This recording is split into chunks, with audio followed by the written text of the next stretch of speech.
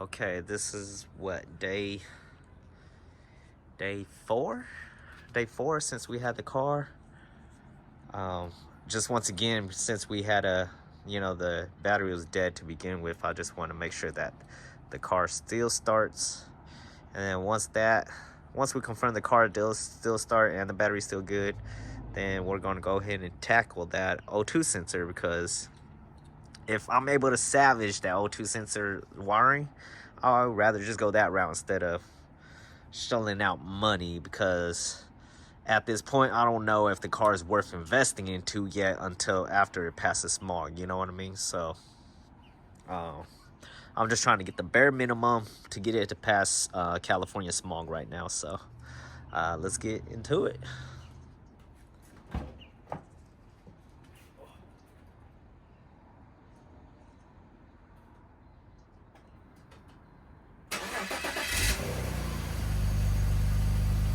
You guys could tell it's last couple of days has been raining.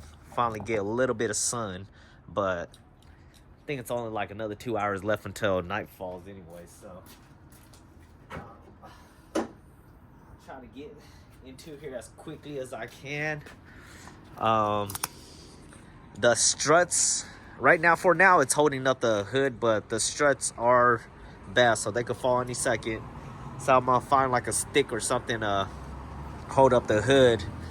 And then remember, it was this gray wiring down here. So I did find out that you are able to remove this tray.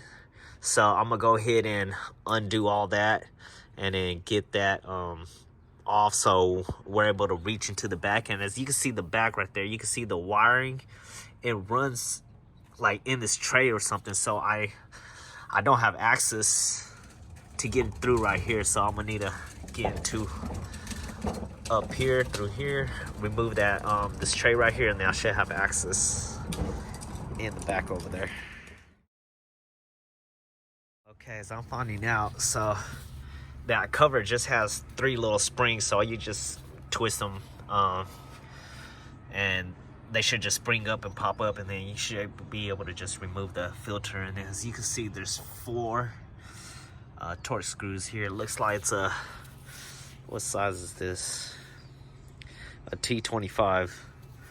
So that is the size. And then from what I understand, once you get these 4 screws off, you should be able to just get the wiring harness off of here, and this whole thing should just pop up.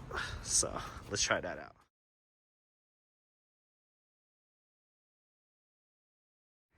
All right, as you guys can see, it has more room now. So towards the end, I didn't see that this thing was also part of where this wire was too. So it actually clips on underneath. So it got stuck for a bit as I was pulling it away. But as you guys can see, the wires are routed back around the head of the engine here, and it goes down right here, and it hits the O2 sensors on the side over here. But you guys can see the rats chewed through over here too. Hopefully they just, looks like they just got through the cover and not the actual wires itself, so that's a good thing. But let's take this sensor wire out.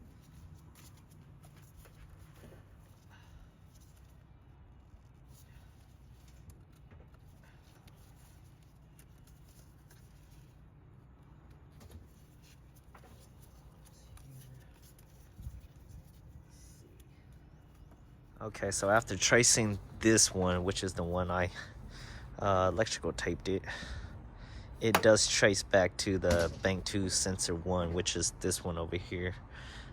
So we have confirmed that that one is the bad one.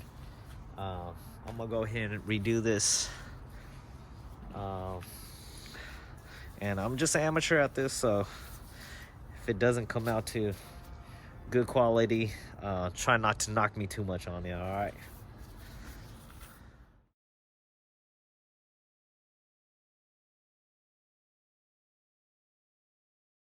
All right, so here's how the first one look. You guys can see it's pretty frayed. Focus. We got the sunlight in the background, so okay, it's a little better. So as you can see, they kind of bit through it. My plan is just to let's see, cut one end each, and then maybe just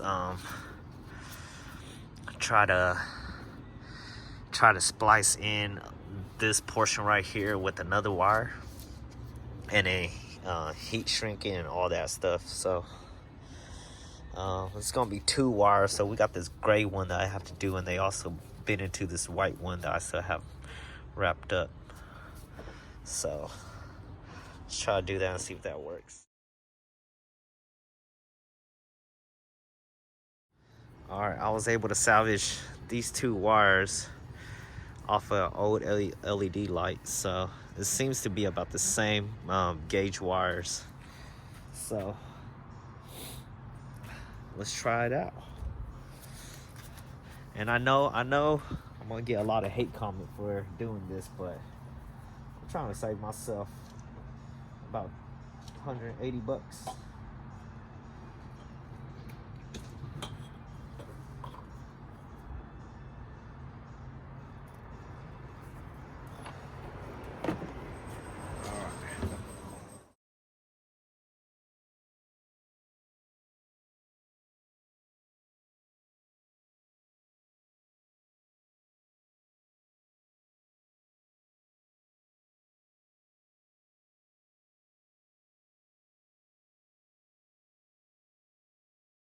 This is a solder for one, and I do have shrink wrap on them. So that's the other one, and they're on there. So now I'm just gonna start heating up the heat shrink.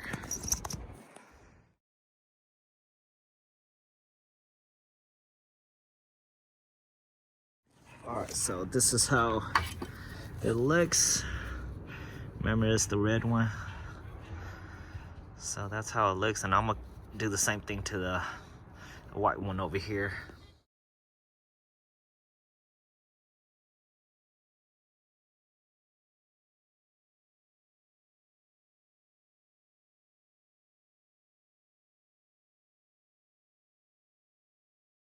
All right, you guys, I'm a lot prouder of this second time around. The solder came out a lot nicer.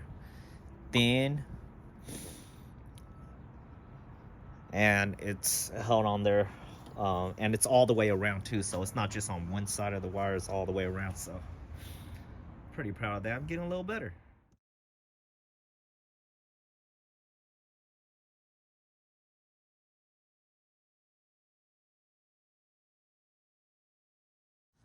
Okay, so this is how the end result looks, and they're on there. So what I'm gonna do is pretty much just let it cool down a little bit. It's still a little warm to the touch. Lumen, I'll probably just electrical take the thing back again and zip tie both the ends again, and then lay it back in here. Yeah, I might just do that, because I can't think of me having any wire looms at the moment. And I'll probably do the same for these over here, just kind of protect this outer jacket.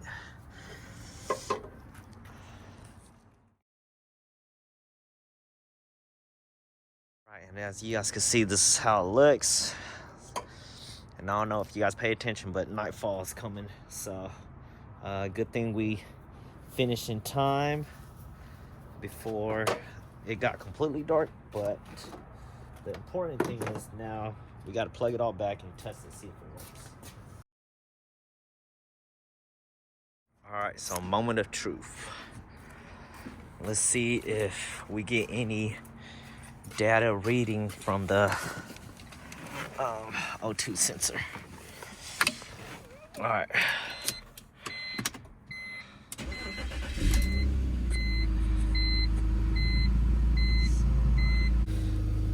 Got it read in. All right, guess I'm gonna have to record on the side. So actually, we're going to OBD2. scanning.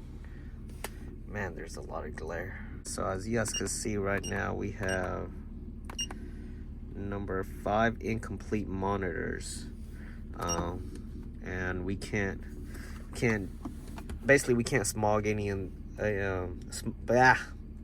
can't smog the car until all of them are completed. So here's giving me 2 options. One is engine, and I think the other one is the transmission. So we're going to go to O2 sensor monitor, and the one we replaced is bank 2 sensor 1. Let's see if we get any numbers readings from it. Task data number 1. Oh, we're actually getting some values. So before, oh, hold on. Yeah, O2 bank 2 sensor 1. So before, my max value was 255, and then the value that I got, which is the second category right there, it will be maxed out at 255. So I think we fixed it, you guys. Oh yeah. Let's check any live data. And I think this option gives us the live data for the O2.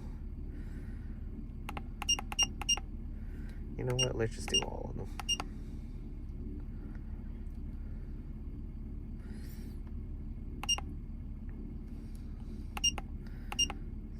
Going down.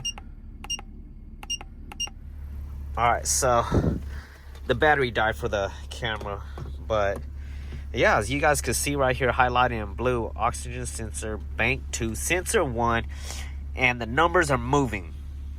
The numbers are moving, you guys. That means this is a success. We fixed the wiring for the oxygen sensor.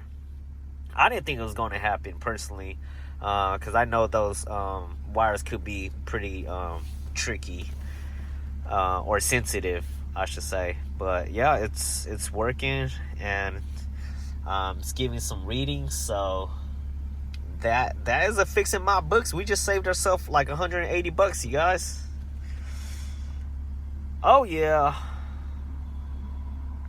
Alright, so I just took it for a spin around the block. I completely forgot that I got rid of the cabin air filter, so I'm getting a lot of like fumes coming into the cabin. That's why I got the windows open. But anyhow, the last time we checked the IM readiness, we have 5 things that were still incomplete. So let's count them off. We got fuel system monitoring, incomplete, that's 1. Catalyst monitoring, that's incomplete, that's 2. Evaporated system monitoring, incomplete, that's 3. Oxygen sensor heating monitor, that's 4. Oh, we're down to 4 now, you guys. Heck yeah. Okay, and I know for the catalyst monitoring, that one we have to take it up to highway speed and be on the highway for a while, and then do a little bit of city driving. So pretty much if we were to like let's just say half a gas tank, right? And if you drive that half a gas tank, it should complete the monitoring cycle. Some people say it takes a full fuel tank, but I have had success with just driving with half the tank. So pretty much just basically regular driving, it should clear itself. And like I said, if I didn't mention it before, the previous owner couldn't get it to pass smog, and I think it was because of the evaporative system, because he says something about some air hose leak or something. And so far the only thing that I have, because I'm not getting any codes for check engine lights, for air leaks or anything, but I think it has to do with the evaporated system. So we might have to look into that. I don't know if it just involves a gas cap, you know. I mean, if it did, that'd be, oh my god, we got very lucky with this car. But other than that, if we're lucky, completely, totally lucky, then all I have to do is just drive it for a little bit, or the rest of this half tank right here, and then all the monitors should clear stuff, and I should be able to just take this to go past smog. And then pretty much after that, I think we're kind of golden. I mean, the oil still, the motor oil still needs to be changed, and then somehow before the summer hits, got to figure out how to fix the AC. Like I said, if we're lucky, all it needs is just Freon, right? A refill. If we're not, then dang, that's gonna suck during the summertime. Look like this car is gonna be not be driven.